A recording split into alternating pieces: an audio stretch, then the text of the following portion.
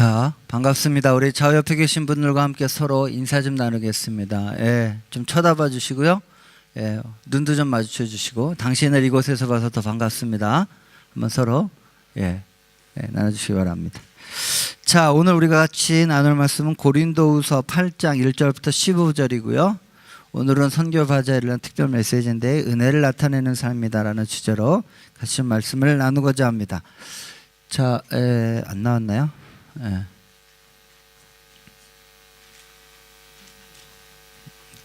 30초? 30초입니다. 자, 여러분 성경책을 좀 미리 펴주시고요. 오늘 성경책 있으신 분들은 고린도 후서 8장 1절부터 15절까지니까 여러분들 신약 성경 294페이지에 있습니다. 자, 우리가 그냥 먼저 이따 제가 여기서 좀 오늘 쉽게 설명하기 위해서 쉬운 성경 버전으로 제가 버전을 해서 좀 기다렸다 같이 읽죠 뭐.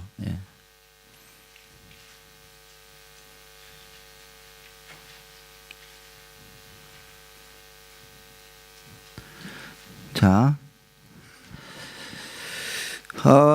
제가 그냥 먼저 여러분 성경책 그냥 있네요.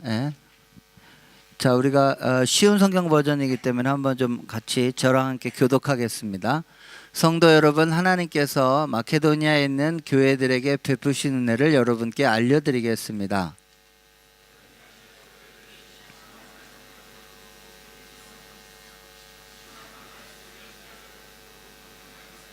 나는 그들이 할 수 있는 만큼만 아니라 능력 이상의 것을 드렸다고 확신하게 말할 수 있습니다.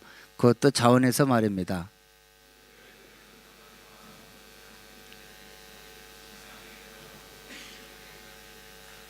그들은 우리가 기대했던 것 이상으로 먼저 자신을 주님께 드리고 난 후에 하나님의 뜻대로 우리에게도 주었던 것입니다.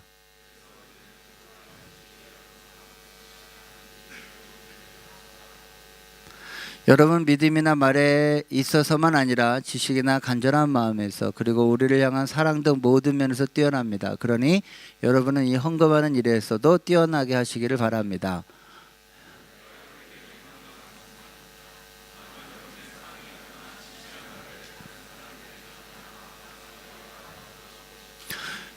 여러분은 우리 주 예수 그리스도의 은혜를 알고 있습니다. 그분은 부유한 분이시지만 여러분을 위해 가난하게 되셨습니다. 그분이 가난하게 되심은 여러분을 부유케 하기 위함이었습니다.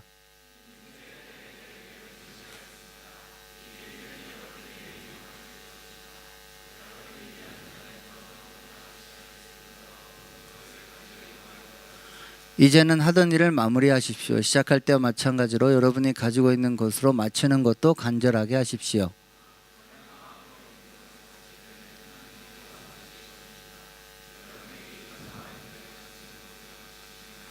다른 사람들을 편하게 하고 여러분들을 어렵게 하려고 내가 이러는 것이 아니라 공평하게 하려는 것뿐입니다.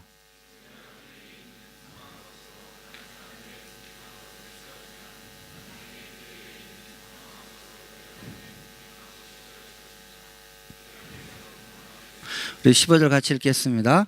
성경에서도 이런 말씀이 기록되어 있습니다. 많이 거둔 자도 지나치게 많지 않고 적게 거둔 자도 부족함이 없다. 아멘.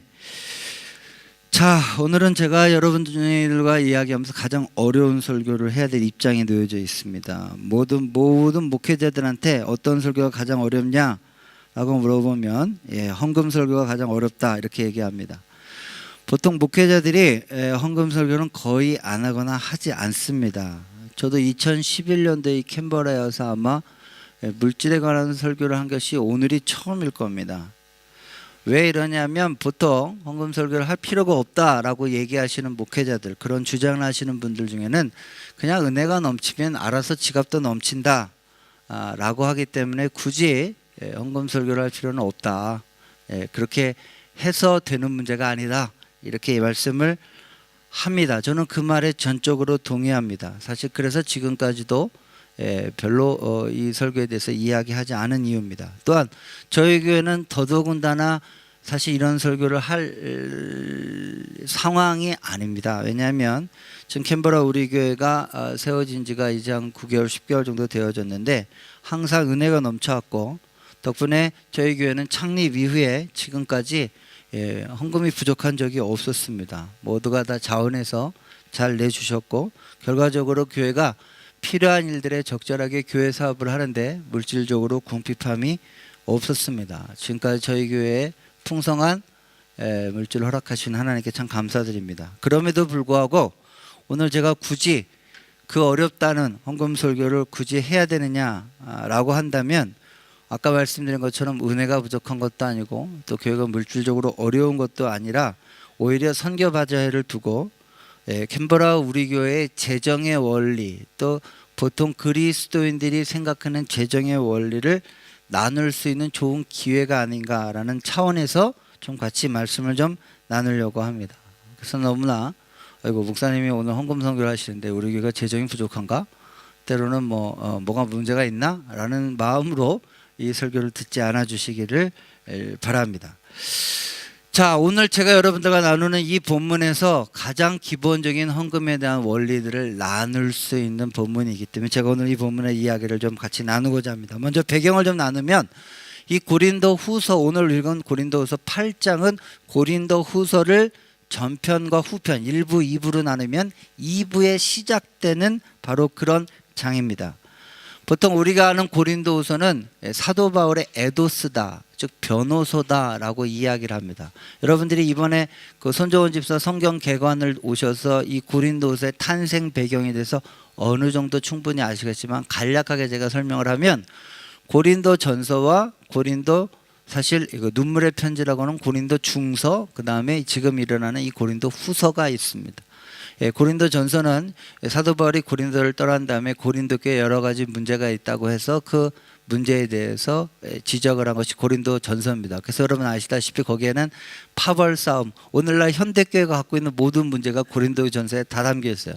파벌 싸움도 일어났죠. 거기에다가 은사에 대한 논쟁도 일어났죠. 그 다음에 음행에 관해서 서로 싸우는 문제가 일어났죠. 여러 가지 아주 그냥 정말 답답한 문제들이 다 있었어요. 특히 그 중에서도 사도 바울이 심각하게 생각한 것은 교회 내 사람들 중에 음행의 문제가 있다라고 하는 문제에 있어서 사도 바울이 강력하게 그 부분에서 시정을 요구를 했어요. 그런데 고린도전서 편지를 보내고 난 다음에 그 고린도 교회 사정을 놓고 보니까 전혀 그런 문제가 시정되고 있지 않다라는 마음에 사도 바울이 급하게 고린도로 사실 배를 타고 넘어갑니다. 근데 넘어가는데 그 문제를 일으킨 장본인이 모든 교회 앞에서 사도 바울에게 항명하듯이 아주 안 좋은 일들이 일어났어요. 사도 바울이 너무나 마음이 아파서 급하게 고린도를 떠난 다음에 눈물의, 소위 말하는 눈물의 편지라는 것을 쓰게 됩니다. 그리고 내가 너희에게 이 편지를 쓴 것은 다시금 전에 일어났던 그런 안 좋은 일, 사제간에 그런 안 좋은 일을 더 이상 겪고 싶지 않았기 때문이다라고 매우 혹독한 편지를 쓰고 반드시 그 사람을 처리해 줄 것에 대해서 이야기를 합니다. 그리고 난 다음에 고린도 후서를 쓰게 된 것은 그 편지를 쓴 다음에 결과가 어떻게 되는지를, 사실 그 편지를 디도를 통해서 보내놨어요. 보내는데 결과를 기다리는데 마침 그 결과를 마게도니아라는 지방에서 만나서 들어보니 원래 전에 있었던 그 사람이 그 문제를 잘 고린도 교회가 해결했다. 그리고 난 다음에 진정한 회개에 이르렀다라는 이야기를 듣고 너무나 감동을 해서 사실은 이 고린도 후서를 편지를 쓰는 겁니다. 그럼에도 불구하고 디도가 또 다른 그 이야기를 하면서 또 다른 문제거리를 들고 왔는데 그 문제는 잘 해결되었으나 마침 예루살렘에서 온 그 유대인 다른 거짓 선생님들이 들어와서 지금까지 얘기한 사도 바울에 관해서 이야기한 원색적인 복음과 다른 복음들을 이야기를 하고 있으면서 고린도 교회를 어지럽히고 있다라는 소문을 디도가 갖고 왔기에 그것에 대해서 답변의 형식으로 쓰는 것이 고린도 후서입니다. 그래서 앞편에 고린도후서 1장부터 7장까지는 그런 사람들, 사도 바울이 너 과연 진짜 사도가 맞냐는 거에 구구절절히 그것에서 자기 변호를 했어요. 사도 바울이 구차하게 자기 변호를 하고 싶어서 한 게 아니라 사도 바울의 사도권이 부정이 되면 사도 바울이 전한 복음도 부정되기 때문에 복음을 지키기 위해서 사도 바울은 부득이하게 자신이 진정한 사도가 맞다라고 하면서 사도 바울의 사도권에 대해서 충실하게 변호한 것이 1장부터 7장의 내용이라면 이제 8장부터는 논조가 바뀌어서 강경하게 됩니다. 왜냐? 이제 변론을 할 만큼은 다 했어요. 그러한 다음에 그 거짓 교사들이 했던 여러 가지 행태들에 대해서 사도 바울이 이제 엄하게 꾸짖으면서 그들을 멀리하라 하는 내용들의 권면과 경고의 글이 시작하는 게 이 고린도후서 후반부 8장부터 시작하는 2부의 내용입니다. 그 중에 가장 첫 번째가 바로 이 헌금에 관한 이야기들을 사도 바울이 이야기를 나누고 있는 것입니다. 자, 왜 이 헌금에 관한 이야기들을 가장 첫 번째로 풀어내고 있을까요? 이것이 그들 교회에서 문제가 되었던 것이죠. 그러면서 사도 바울이 그 논조를 이야기하는 가운데 우리에겐 매우 귀중한, 왜냐하면 우리는 그 당시 사람들의 그런 상황이 우리에게 적용되지 않잖아요. 그럼에도 불구하고 사도 바울이 그들에게 이 헌금에 관한 문제를 이야기하는 와중에 헌금의 원리를 밝히는 부분의 대목이 나오게 되는 겁니다. 자, 오늘 우리가 그래서 이 사도 바울이 밝히는 과연 그리스도인의 재정 사용의 원리, 헌금의 원리는 어떤 것인지를 좀 같이 보면서 캔버라 우리 교회가 그저 종교적인 영역에서만 머무는 것이 아니라 여러분의 삶의 전 영역, 그중에서 여러분의 시간, 돈이라고 하는 가장 중요한 것이 하나님 앞에 주권을 인정하고 하나님의 다스림을 받는, 그래서 삶에서 우리의 행동으로 보여주는 진정한 그리스도인들이 되시기를 주의 이름으로 축원합니다. 또한 여러분들의 물질이 실질적으로 하나님의 기름 부으심을 받아 그것이 하나님께 사용되어지는 건강한 물질로 거듭나기를 주의 이름으로 축원합니다. 자, 그럼 사도 바울이 밝힌 이 재정의 원리가 뭐냐? 한번 우리가 좀 본문을 좀 볼 텐데요. 먼저 사도 바울의 사역 중에서 사도 바울이 생각하는 헌금이 갖고 있는 매우 중요하고 상징적인 의미가 있어요. 자, 갈라디아서를 좀 보겠습니다. 갈라디아서 2장 9절 10절인데 한번 다 같이 읽어보겠습니다. 시작.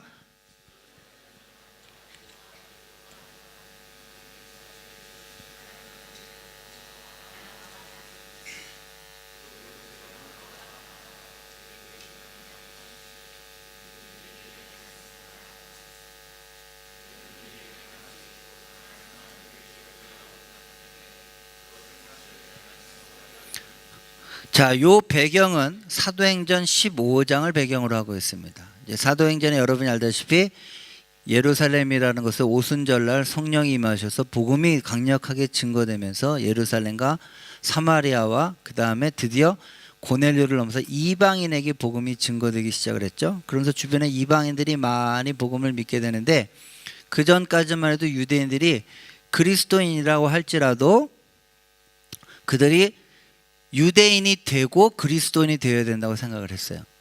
그래서 그 그리스도인이 되는 것에 할례라고 하는 유대인들의 율법의 표시가 필요하다고 생각했어요. 그런데 여러분이 알다시피 사도행전 11장에 베드로가 고넬료라는 이방인을 만나서 그들에게 복음을 전할 때 성령이 임하셔서 베드로가 그들이 할례를 받지 않은 이방인임에도 불구하고 그들에게 세례를 주는 사건이 발생을 합니다. 그러면서 유대인 지도자들은 혼란에 빠졌어요. 그리고 안디옥 교회라는 곳이 생기면서 본격적으로 이방인 선교가 시작이 되고 그 이방인 선교의 가장 탑으로 서 있는 사람이 사도 바울이었어요. 그래서 이렇게 되는 것을 어떻게 할까를 고민을 하다가 결과적으로 그것을 예루살렘에서 회의를 했어요. 그리고 난 다음에 이것이 동일한 성령의 역사다라고 하면서 소위 말해서 사도 바울을 그들과 같은 예수님을 믿는 사람으로 인정을 하면서 특히 그 사도 바울을 이방인의 선교사다라고 하는 역할을 주어주게 공식적으로 예루살렘 교회에서 사도 바울이 하는 모든 사역을 인정해 주기 시작한 겁니다. 그러면서 몇 가지 당부가 있는데 목을 맨 짐승을 먹자, 피를 먹지 말고 음행을 삼가하고 이런 여러 가지를 하면서 그 중에 한 가지가 바로 이렇게 가난한 사람을 기억해 달라. 왜냐하면 유대 예루살렘 쪽에는 아직도 많은 사람들이 다른 이방인 지역, 그 당시에 로마 제국이 흩어져 있는 지역보다는 상당히 가난한 사람들이 많았기 때문에 그 사람들을 기억해달라라는 말을 했는데, 그것을 또 사도 바울은 내가 힘써서 해오던 것이래요. 왜냐하면 사도 바울에게 있어서 이것은 상당히 중요한 의미가 있었어요. 자, 그 중요한 의미를 풀어내는 오늘의 키워드가 있는데, 오늘 우리 찬양과 너무나 잘 떨어집니다. 바로 은혜입니다. 사실 우리가 아까 쉬운 성경으로 읽을 때는 헌금이라는 단어를 썼습니다. 그거 풀어서 쓴 거예요. 여러분이 갖고 있는 개역개정에 보면 오늘 고린도서 8장 1절부터 15절에 헌금이라는 단어가 한 차례도 나오지 않고 다 은혜라는 단어로 나옵니다. 제가 구체적으로 보면 8장에 보면, 다시 여러분 고린도후서 여러분 성경책 보시고 8장 1절에 보면, 형제들아 하나님께서 마게도니아 교회에게 주신 은혜를 너에게 알리노니. 자, 또 똑같이 4절에 이 은혜와 성도 섬기는 일에, 그 다음에 다시 7절에도 보면 이 은혜를 풍성하게 할지니라. 8절에 보면은 9절에 보면 우리 주 예수 그리스도의 은혜를 너희가 알거니와, 이러면서 헌금에 관한 원리는 하나도 이야기하지 않아요. 그리고 다 은혜라는 단어로 바꾸어서 씁니다. 자, 왜 사도 바울은 이렇게 이야기를 하고 있을까요? 자, 사도 바울이 갖고자 하는 이 헌금과 재정 사용에 어떤 원리를 갖고 있기에 이 단어를 돈이라는, 헌금이라는 단어를 쓰지 않고 다 은혜라는 단어로 바꿔 썼다는 것일까요? 실제로 여기서 말하는 이것들이 이루어졌어요. 자, 오늘 뭐 제가 미리 결과론적으로 얘기를 하면, 이 고린도후서 8장에서 사도 바울이 얘기한 것이 이루어져서 고린도 교회가 헌금을 하게 됐고요. 그것 때문에 고린도 교회의 헌금을 다, 고린도 교회 및 그 아가야 지방에 있는 모든 헌금을 들고 예루살렘에 가서 헌금을 전했죠. 그리고 난 다음에 로마로 가려고 했어요.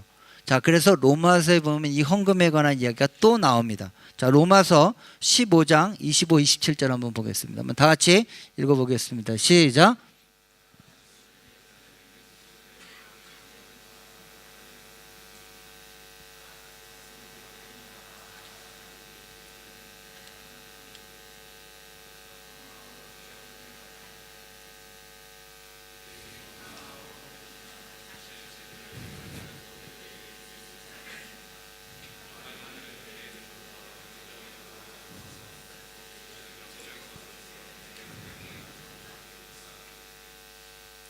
자, 여기 보면, 자, 제가 지금 미리 다른 배경 구절 한 세 구절 한 군데를 다 알려드릴 거예요. 여러분 좀 생각을 해보세요. 사도 바울은 구제헌금에 대해서 부탁을 해왔는데, 한마디로 처음부터 사도로 임명을 받을 때부터 구제헌금에 대해서 또는 헌금을 나누는 것에 대해서 부탁을 받았는데, 나는 그걸 부탁받기도 전에 나는 그것을 할 생각이었다, 이런 생각을 하고 있었어요. 두 번째, 실제로 이제는 요 고린도 끝나고 이제 원래 사도 바울의 계획은 헌금을 전해주고 로마로 갈 생각이기 때문에, 그래서 고린도에서 로마서를 쓴 거거든요. 로마 교인들에게 자기를 좀 추천해달라라는 뜻 때문에. 그런데 거기에서도 헌금에 관한 이야기를 하면서, 사실 그것은 헌금이 아니라 성도들에게 빚을 진 거다, 영적인 복을 가져 나눴으므로 물질적으로 유대인에게 나눠줄 의무다. 이건 거꾸로 자기한테 헌금이 아니다, 의무다, 이렇게 얘기를 하고 있어요. 자, 그 다음에 실제로 오늘 본문으로 돌아오면 고린도 교회, 지금 디도가 얘기하는 이 배경에 대한, 왜 헌금의 얘기를 하느냐, 그 전까지 사도 바울이 고린도에 있을 때까지만 해도 한 달에 한 번 첫 번째 주일날 고린도 교회는 따로 이것을 위해서 구별해서 헌금을 드려놨던 것 같아요. 한 달에 한 번씩 매달 그것을 놓고 나중에 그것을 가지고 아까 말한 대로 예루살렘에 전달할 계획이었어요. 그런데 아까 말한 대로 디도가 들고 온 소식에 의하면 그 유대인 선생들이 이런 식으로 얘기하는 거예요. 그 사도 바울 그거 돈 받으라고 그럴 때는 받지도 않고 그러더니만 이거 왜 이런 연보를 갖다 맨날 시키냐는 거죠. 그러니까 나중에 크게 먹고 튀려는 요양이다, 뭐 이런 식으로 얘기를 하면서 의심스럽다, 뭐 이런 식으로 해서 이 사도 바울이 작정했던 이 헌금에 관한 것이 디도가 갖고 온 소식에 의하면 지금은 현재는 중단된 상태였다라는 보고를 갖고 온 거예요. 그래서 사도 바울이 첫 번째로 이 고린도후서 8장에 그 중단된 헌금은 반드시 해라, 다시. 그리고 내가 그것을 들고 예루살렘에 가서 전달해 줄 것이다. 그러니 그 거짓 선생들 말 듣지 말고 그 중단된 헌금을 반드시 다시 시작하십시오 라고 지금 그 얘기를 하려고 고린도서 8장에 나와 있어요. 자, 그 배경이 되는 것은 고린도 전서입니다. 한번 읽어보겠습니다. 자, 6장 1절부터 4절이에요. 한번 읽겠습니다. 시작.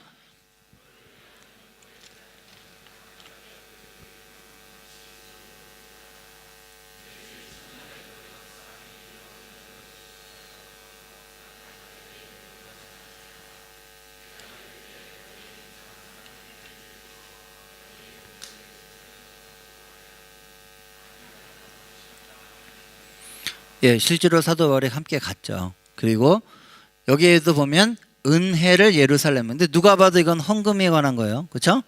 헌금을 들고 예루살렘에 가려고 하는데 사도 바울은 헌금이란 단어를 쓰지 않아요. 여기서도 오늘 고린도후서에도 나오지만 똑같이 은혜라는 단어를 써요.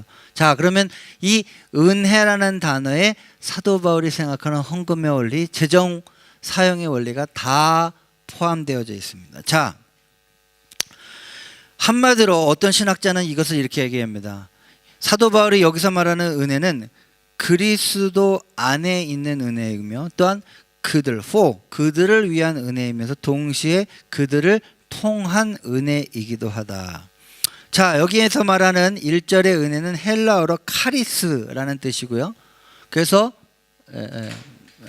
뭐가 밝아졌나 했어요. 뒤에서 갑자기 후광이 빛이 나 했어요, 제가. 그렇죠? 이게 설명해서 헬라어로 카리스고요. 후에 이 단어가 카리스마라는 단어가 됩니다. 아시죠? 그래서 나중에 은사로도 번역이 됩니다. 사실 4절에 나와 있는 은혜는 영어 성경에는 프리빌리지, 특권이라는 단어로도 번역이 되어져 있습니다.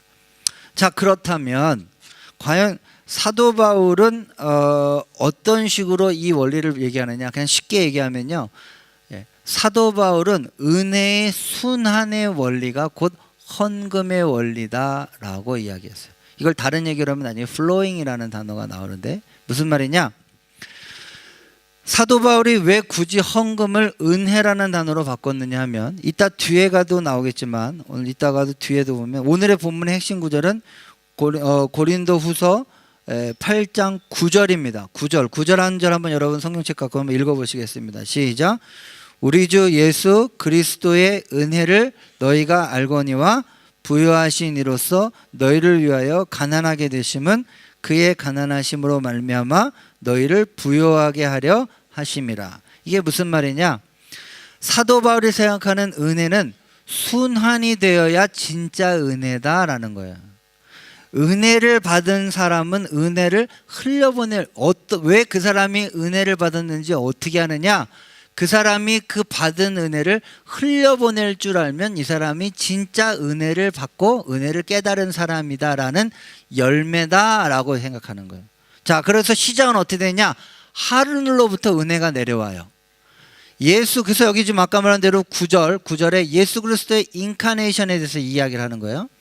예수님은 우리를 위해서 가난하게 되셨다. 그는 원래 부자이셨어요. 자, 그는 원래 하나님의 아들이셨어요. 아무것도 아쉬운 게 없었어요. 그런데 그가 우리를 위해서 가난하게 되셨대요. 즉 그 말은 성육신을 상징하는 거예요. 예수님이 인카네이션 하셨어요.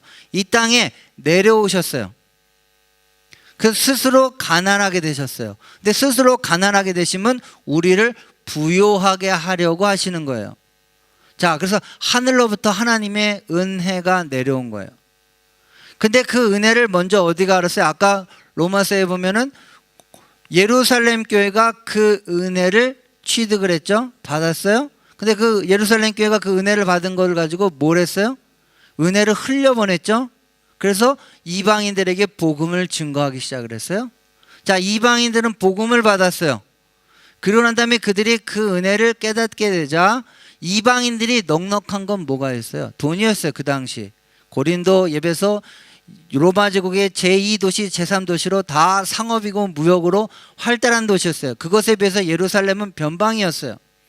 그러니까 그들이 은혜를 깨닫는 자로서 그들이 풍족한 것으로 그 은혜를 되갚기 시작했어요. 아까 우리 로마서에 나와 있는, 아까 로마서 좀 다시 보여드릴까요? 예.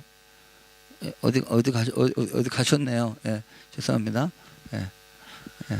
밖에 나가서 문창고로 가셨나 봐요. 자, 로마서에 보면 아까 말한 대로 다시 은혜가 뒤로 돌아오셨네요. 여기 이따 로마서 좀 보여주세요. 가서서 다시 그 은혜를 은혜의 빚진 자다라고 생각해서 그 은혜를 돌려주는 것으로 해서 우리가 나오는 게 우리가 지금 얘기하는 이방인 교회의 헌금이다라고 얘기를 하는 거예요. 그런데 그 헌금을 받게 된 사람들은 어떻게 되냐? 더 이상 돌려줄 게 없어요. 맞습니까? 워낙 가난한 사람들이기 때문에. 그러면 그 가난한 사람들이 그 연보를 받고 헌금을 받고 그렇게 채우시는 하나님께 다시 감사의 기도를 드려드려요. 그러면 어떻게 돼요? 은혜가 다시 하늘로 올라가요. 그래서 하늘로부터 은혜가 내려와서 그 은혜가 은혜 받은 사람을 통하여 다른 은혜 받은 사람에게 흘러가고, 그래서 물이 높은 곳에서 낮은 곳으로 흘러내리는 것처럼 마치 하늘에서, 사실 이 원리를 사도 바울이 수증기의 원리랑 똑같이 하늘에서부터 비가 내려와서 그것이 낮은 곳으로 내려가 다시 그것이 수증기에서 위로 올라가는, 그래서 끊임없이 은혜가 선순환되는 것처럼 하늘로부터 예수 그리스도가 우리를 위해서 그 부유함을 포기하시고 스스로 가난하게 되신 것을 통해 우리에게 은혜를 베푸시고, 그 은혜를 받은 자들이 그 은혜를 흘려보내고, 또 그렇게 은혜를 흘려보낸 자들에게 다시 그들에게 갖고 있는 또 다른 은혜인 물질적인 축복을 가지고 그들에게 나눔으로 인하여 그 은혜가 사방에 흘러 퍼지게 되고, 그 은혜를 받은 사람이 다시 감사하게 돼서 그 은혜가 하늘로 올라가는 이 영적인 순환에 대해서 지금 사도 바울이 이야기했어요. 그래서 기독교인의 재정의 가장 큰 원리는 뭐냐? 돈을 흘려보내는 거예요. 돈을 쌓아두는 게 아니에요. 그래서 제가 갖고 있는 저의 그 멘토시 옹교 목사님은 뭐라 하냐, 기독교인은 그 돈을 흘려보내는데 중간에 떡고물을 좀 나눠 먹는 사람이 기독교인이다. 그러니까 누군가 나에게 돈이 흘러들어오면 그 돈이 나에게 고여 있는 게 아니라 그것을 다른 사람에게 흘려보내면서 그 사이에 조금 남는 게 있어요. 그게 내 거가 돼요. 그리고 또 흘려보내요. 그래서 기독교는 이렇게 흘러보내는 것이 기독교 재정상의 가장 중요한 원칙이다라고 얘기합니다. 자, 그것에 대해서 사도 바울은 두 가지 변증을 합니다. 자, 오늘 본문을 좀 자세히 보시면, 자, 2절부터 여러분이 알고 있는 8절까지는 뭐냐? 다른 아가야 지방에 있는 교회들의 예를 보여주는 거예요. 특히 여기에 말하는 이 마게도니아 지방에 있는 교회들은 흔히 빌립보 교회나 뭐 다른 교회들이에요. 근데 여러분이 알다시피 성경 고중이면 빌립보 교회나 다른 교회들이 이 고린도 교회보다는 재정적인 상황이 훨씬 더 어려웠고 훨씬 더 핍박이 많았던 교회예요. 그런데 뭐라고 나왔냐? 그 예를 들어주는 거죠. 2절을 보겠습니다. 환난이 많은 시련 가운데 그들의 넘치는 기쁨과 극심한 가난이 그들의 풍성한 연보를 넘치도록 하게 하였느니라. 자, 3절, 내가 증언하노니 그들이 힘대로 할 뿐 아니라 힘에 지나도록 지원하여. 4절, 이 은혜의 성도 섬기는, 여기 이 은혜라고 표현했죠. 이거 헌금이에요. 이 성도 섬기는 일에 참여하게 대하여 우리에게 간절히 구하니. 그렇죠?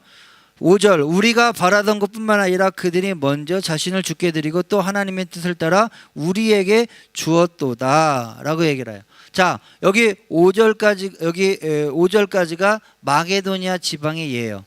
빌립보 교회나 그 밖에 다른 교회들은 매우 재정적인 상황이 극심하게 가난함에도 불구하고, 그래서 아마 사도 바울이, 이것이 아까 말하는 사도 바울의 큰 원칙이었잖아요. 그런데 일부러 빌립보나 다른 교회들에겐 사도 바울이 얘기를 안 했던 것 같아요.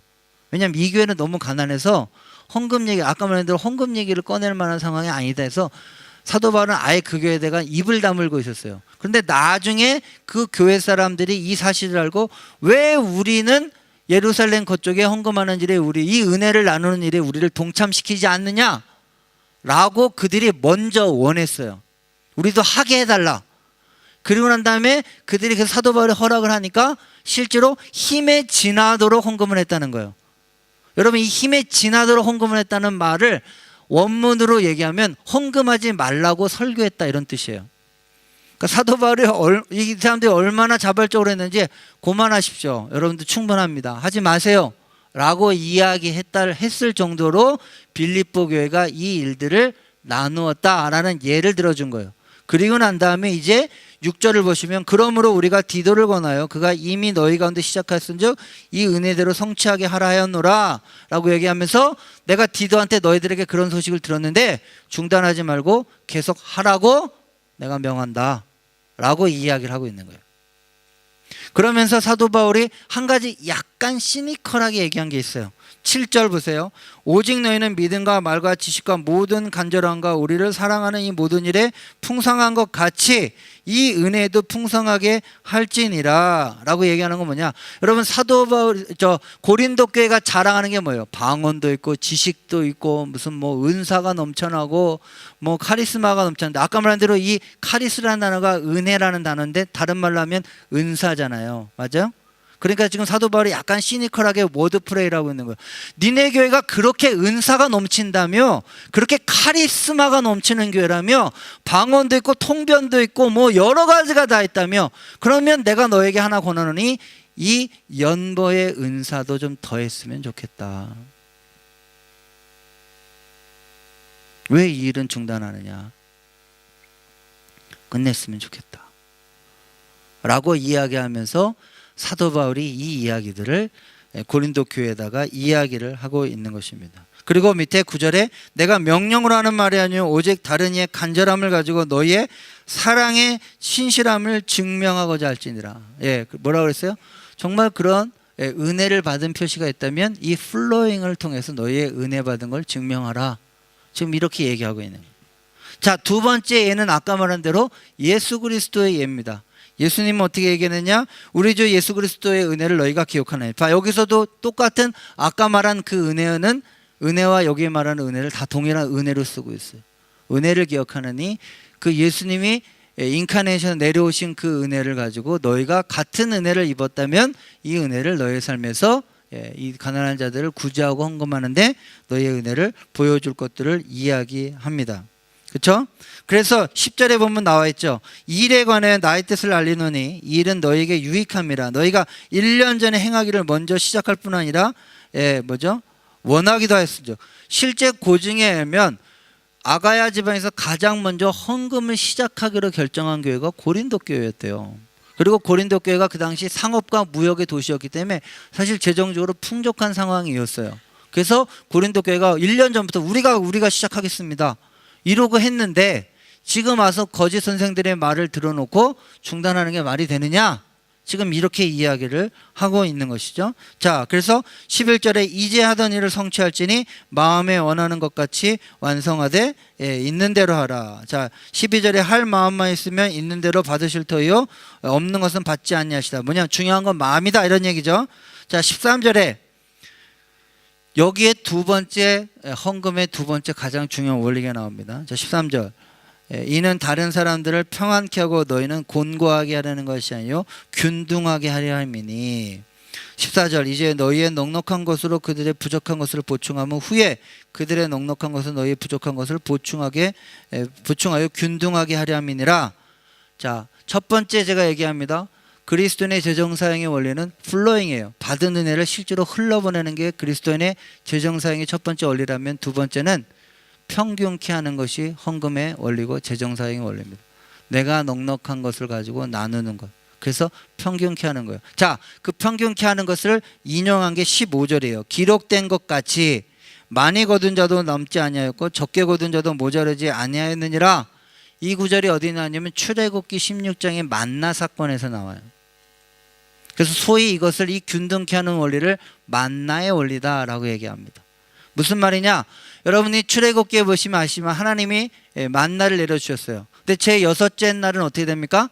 2배를 거둬서 그것이 그 다음날 썩지 않게 하셨어요. 평소 같은 날은 많이 거둬봐야 어떻게 됩니까? 다음날 썩어서 먹지를 못해요. 일용할 양식을 하나님 베푸세요. 즉 하나님이 만나를 내려주시는 원리는 우리에게 재정을 부어주시거나 우리에게 물질을 주시는 원리인데, 하나님이 우리에게 원하시는 것은 일용할 양식이 있으면 충분하다는 거예요. 쌓아두지 말라는 거예요. 그러니까 그 만나의 원리를 그대로 헌금의 원리에다가 적용을 해서 균등하게 하는 거예요. 즉 하나님은 그래서 넘치지도 않고 모자르지도 않게 하는 것을 하나님이 생각하는 헌금의 원리, 균등케 하는 원리다라고 이야기를 할 수 있습니다. 사랑하신 여러분, 오늘날 경제학자 중에 가장 유명한 분 중에 한 분을 꼽으라면 얼마 전에 이렇게 800페이지짜리 두꺼운 책을 쓰신 21세기의 자본을 쓴 피케티입니다. 저도 그 책을 우리 주은이를 통해서 미안하지만 한국 갈 때 부탁을 해서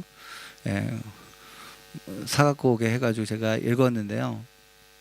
오늘날 이 시대 경제 원리 중에 가장 큰 문제가 뭡니까? 양극화입니다. 빈익빈 부익부입니다. 그리고 그 책에서 얘기한 것처럼 가장 실제적인 건 뭡니까? 노동자본, 즉 내가 열심히 일해서 수고한 돈보다, 그렇게 해서 돈을 버는 것보다 금융자본, 소위 말해서 투기를 하거나 땅 투기를 하거나 뭘 하거나 해서 그렇게 해서 번 돈이 훨씬 더 많기 때문에 오늘날은 계속해서 부자가 더 돈을 많이 버는 구조가 되어져 있습니다. 기독교는 이것들을 원하지 않습니다. 제가 지난 어제 토요일 날 우리 토요 새벽 기도에도 이스라엘에 그만 독특하게 있는 게 뭐냐? 안식년 제도고 희년 제도입니다. 7년째가 되면 모든 게 제자리로 돌아가게 되고 50년째가 되면 희년을 선포하면서 사람과 땅이 제자리로 돌아갑니다. 여러분, 나라를 구성하려면 땅덩어리가 있어야 되고 사람이 있어야 되고 주권이 있어야 됩니다. 그런데 주권을 가진 하나님이 땅과 사람을 돌아가게 만들었습니다. 그러면 여러분이 생각을 해보시죠. 거기에도 나와 있는데 이 사람을 내가 노예로 소장농으로 샀어요. 그런데 이 소장농을 샀는데 이 사람이 50년이 지나면 무조건 돌아가게 돼 있어요. 그러면 모든 사람과 토지의 가격은 50년 희년을 기준으로 평가가 됩니다. 자, 희년이 남았는데 2년 되면 희년이 와. 그러면 그 땅값은 어떻게 될까요? 똥값이 되죠. 왜요? 어차피 주인에게 돌아가야 되니까요. 영원토록 소유를 갖지 못하게 했어요. 그래서 오늘날도 한국에서도 성토모, 성경적 토지 정의를 실현하는 모임, 무슨 뭐 희년 함께 이러면서 성경적인 경제 원리를 이 땅에 실천하려. 오늘날 우리가 갖고 있는 모든 것, 여러분 지금 사놓으신 집, 부동산 50년 뒤에 하나님 걸로 돌아간다고 생각해서 사시겠어요? 안 되죠? 투자가 안 돼요. 그래서 노동자본을 귀하게 여기도록 만들어 놨어요. 그래서 하나님은 영원토록 하나님의 것들을 사람들이 소유함으로 그 소유의 가치를 늘려가는 것을 원치 아니하세요. 그래서 이것이 평균케 되는 원리입니다. 그래서 어떤 일부 신학자 중에서는 오늘날 이 세상의 가장 단적인 나쁜 제도를 꼽으라면 회비제도입니다. 회비제도. 자, 골프 치러 가십니다. 20불, 30불. 자, 뭐 하면 회비 되시죠? 그 회비가 연봉이 1억인 사람, 여기다 10만 불인 사람에게 회비 100불은 아주 껌값입니다. 그러나 연봉이 얼마 되지 않는 사람에게 회비는 상당히 부담스럽습니다. 100불은. 성경적인 건 뭐냐? 많이 거둔 사람이 많이 내는 거예요. 우리 교회 한번 이거 실현해 볼까요? 올해 정교인 수련회 회비 없음. 알아서 내세요. 그래서 어떤 학자들, 특히 그 합신에 계신 우리 성유 교수님은 11조를 내는 게 아니라 누진세를 내야 된다. 이렇게 강력하게 진보적으로 주장하신 분이 있어요. 연봉이 올라갈수록 11조가 아니라 15조, 20조를 내야 된다. 예. 그래야 그 사람들은 그래도 남은 게 많으니까. 그리고 오히려 연봉이 적은 사람은 11조 내지 말고 20분의 1조 뭐 이렇게 내야 된다. 15분의 1조. 그래야 오히려 더 균등케 되는 원리가 있다라고 이야기를 하는 거예요. 근데 오늘날 이 세상은 이런 거는 웃기죠. 예. 회비제가 제일 편해 보이죠. 예. 똑같이 10불 내. 되게 평등해 보여요. 실제로 그건 상당히 큰 불평등입니다. 기독교인들은 내가 많이 가진 것으로 많이 내는 것이 평균케 하고 균등케 하는 원리로 작용하기 때문에 그렇습니다. 자, 저는 오늘 여러분들에게 말씀을 좀 맺을까 합니다. 여러분, 세속적으로도 돈은 돌아야 한다고 얘기합니다. 돈이 돌지 않아서 경제가 망한다라는 말을 듣습니다. 오늘날 한국의 가장 큰 문제가 뭔지 아십니까? 5만 원권이 사라져 있어요. 아시죠? 5만 원권을 비타, 요즘에 그 어떤 분들이 그 정치자금 때문에 비타 500 박스에다가 하나 넣으면 딱 1억이 돼요. 근데 5만 원권을 찍어도 한국에 지금 5만 원권이 모자라요. 왜요? 시중에 안 돌아요. 다 집에다가 쟁여놔요. 금고에다가 5만 원권 넣기 편해요. 그래서 한국 경제가 돌지 않아요. 저는 이 경제 원리를, 하나님의 원리를 따른다는 건 기가 막혀요. 돈이 흘러야 돼요. 돌아야 돼요. 아멘이십니까? 네, 플로잉의 원칙을 따르십시오. 내가 받은 은혜를 다른 사람에게 흘려보내는 거예요. 기독교에서 복은 뭐예요? 제가 여러분에게 출애굽기에 창세기에 나와 있는 요셉을 강의할 때 나왔습니다. 기독교인에게 복은 뭐라고? 첫 번째, 하나님의 임마누엘 하시는 거. 제가 얘기했죠. 그래서 성전 신방을 짓고 가장 먼저 한 것이 출애굽에서 사인한 다음에 제일 먼저 한 게 텐트를 만든 거예요. 하나님이 임마누엘 하시는 거예요. 예수님의 이름이 뭐라고요? 임마누엘이에요. 기독교인의 최고의 복은 돈이 많냐, 집이 많냐, 자동차가 있냐, 뭐가 있냐가 아니라 하나님이 여러분과 함께 하시는 겁니다. 아멘이십니까? 그게 최고의 복이에요. 두 번째 복은 뭐예요? 요셉이, 하나님이 그와 함께 하셨으므로 요셉 주변에 있는 사람이 다 복을 받았죠. 자, 요셉이 노예로 가서 신분을 팔리니까 우리가 말하는 보디발의 집이 잘 됐습니다. 감옥에 가니까 어떻게 됩니까? 주변 사람들이 복을 받았습니다. 기독교에서 말하는 복은 내 주변 사람이 잘 되는 거예요. 아멘이십니까? 이거 크게 아멘 하셔야 돼요. 아멘이십니까? 여러분 때문에 요즘 주변 사람이 어떤가? 나는 돈을 보고 있는데 주변 사람이 다 힘들어하고 막 욕을 하고 있다. 아니에요. 잘못된 거예요. 그러니까 오늘날 번영신학이 얼마나 나쁜 거냐? 기독교의 근본을 바꾸고 있어요. 나만 잘 되면 되는 거. 세상의 이기주의랑 똑같잖아요. 갑질하는 거, 돈 쌓아놓는 거. 성경에 누누이 얘기하잖아요. 어리석은 부자의 비유를 얘기하면서 거기 보면 뭐라 했어요? 내가 먹고 마시고자 하노니. 거기에 제가 저번에 설교했지만 거기에도 뭐라 했어요? 그 짧은 3절의 문항에 나라는 단어가 12번이나 나와요. 지독한 이기주예요. 나를 위해서 창고를 흘리고 쌓아놓는 거예요. 그런데 하나님이 뭐라고 얘기해요? 오늘 밤 네 생명을 내가 취하면 그 네가 쌓아놓은 모든 것 누구의 것이 되겠느냐? 쌓아놓는 건 하나님의 원리가 아니에요.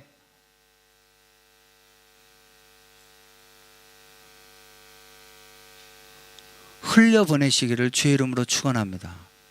그래서 아브라함에게도 뭐라고 했어요? 내가 너를 축복하고 축복하리니 너는 복의 통로가 될지니라. 아멘? 아멘? 예, 기독교에는 통로가 되는 거예요. 나 때문에 주변 사람이 잘 되는 거예요. 마지막으로 기독교에서 말하는 복은 뭐라고요?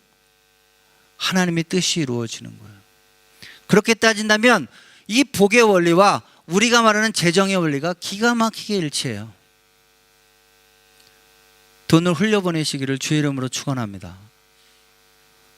여러분이 받은 은혜를, 사도 바울이 말한 것처럼 그네의 열매를, 여러분의 삶의 재정을 주변에 더 가난한 사람들에게 흘려보내시기를 주의 이름으로 축원합니다.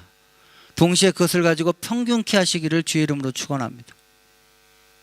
많이 거둔 자는 많이 내세요. 하나님이 벌 능을 주셨다면 많이 내세요. 아니 내 돈인데 왜 나보고 자꾸 내라 그래요? 여러분 돈 아니에요. 하나님의 것인데 하나님이 여러분에게 맡기신 겁니다. 아멘이십니까? 이따 뒤에서 이거 성경 구절 찾아보겠지만 청지기 원리에 그 원리가 나와 있어요.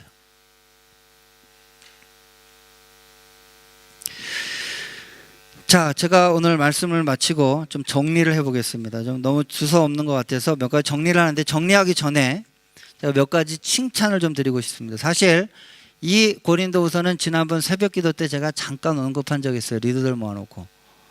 와, 제가 딱 한 번 지나가는 말로 했어요.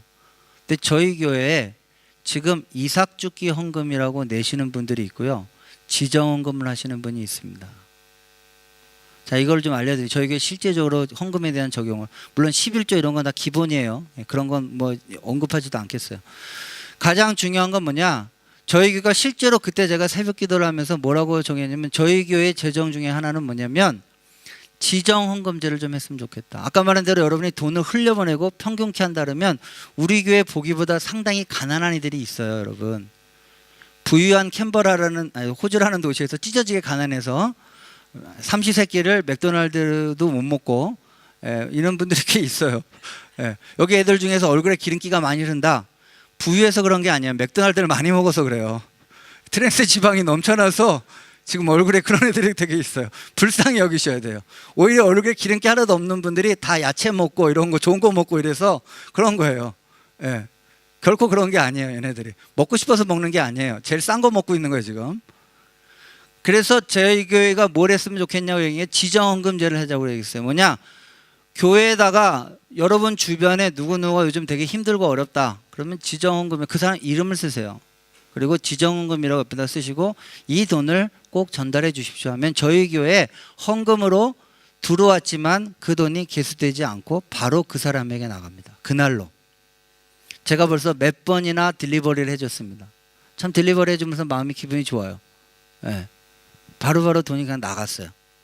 그래서 아까 말한 대로 돈을 흘려보내고 평균케 하는 원리가 교회 내에서부터 실현되어지기를 주의 이름으로 축원합니다.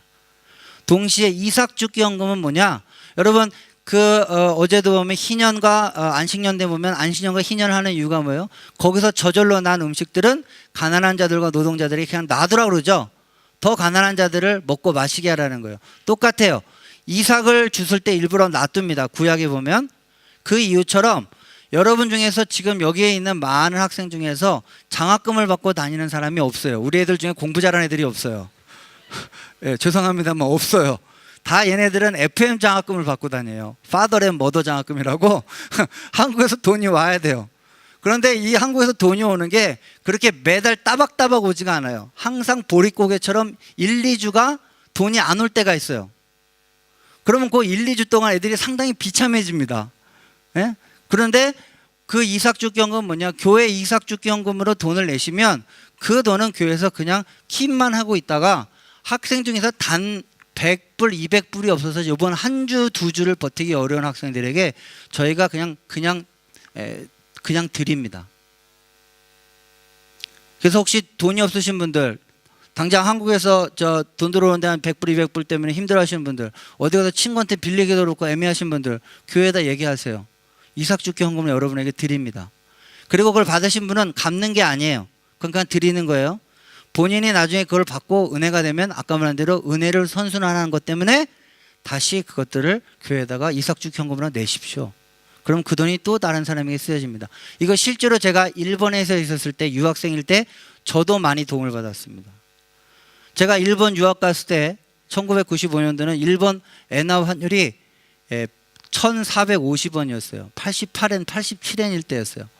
콜라 하나를 먹는데 1,450원이었어요. 막 소리 덜덜덜 떨렸어요. 그런데 거기서 아르바이트를 하고 해도 뭐가 안 되니까 교회에서 이삭죽기헌금이라는 거 있어요. 이삭죽기헌금 때문에 따로 알바를 뛰는 학생들도 있었어요. 그래서 교회 내 이삭죽기헌금이 항상 있었어요. 그래서 저같이 극심하게 가난한 사람들은 교회에다가 돈을 빌려서 1, 2주 변통을 하고 알바에서 월급이 나오면 그걸 가지고 다시 교회에다가 그냥 자발적으로 메꿨어요. 그 갚는 기준은 아니었어요. 더 많이 오면 더 내고. 그래서 항상 그 돈이 거기에 저수지처럼 웅덩이처럼 쌓여 있기 때문에 그것 때문에 그렇게 급하게 돈이 필요하거나 아쉬운 학생들에게 그것이 숨통을 틔워주는 좋은 역할을 했어요. 상당히 성경적인 원리와 같습니다. 오늘날 아까 말한 대로 성토모라든지 그런 데 보면 청년 펀드라고 해서 청년 아이들 중에서 단기간으로 돈이 필요한 사람들이 거기에 가서 문을 두드리면 무이자로 그냥 돈을 빌려줍니다.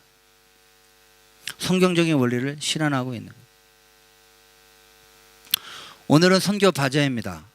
여러분, 선교팀 올해 역사상 최고로 18명이나 갑니다.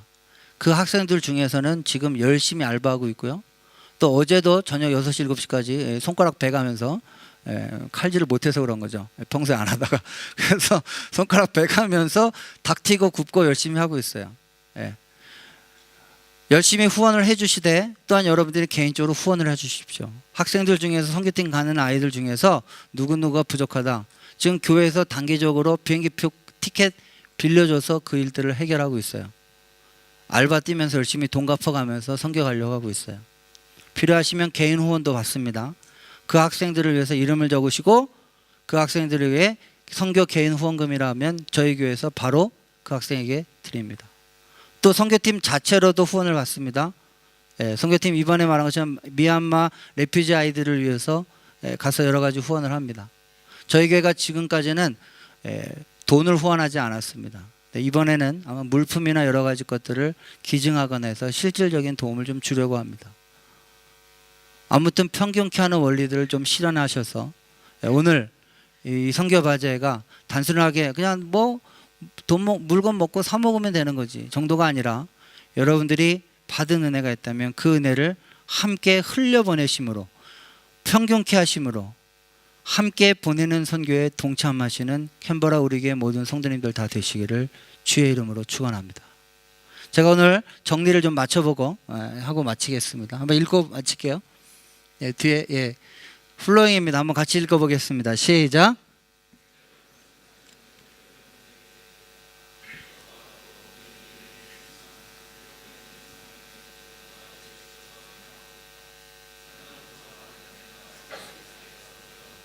다시 하늘에 감사함으로 돌아가는 것을 사도 바울은 원했다. 또한 기독교에서 복은 내가 받는 것이 아니라 나를 통해서 주변 사람들이 복을 받는 것이다.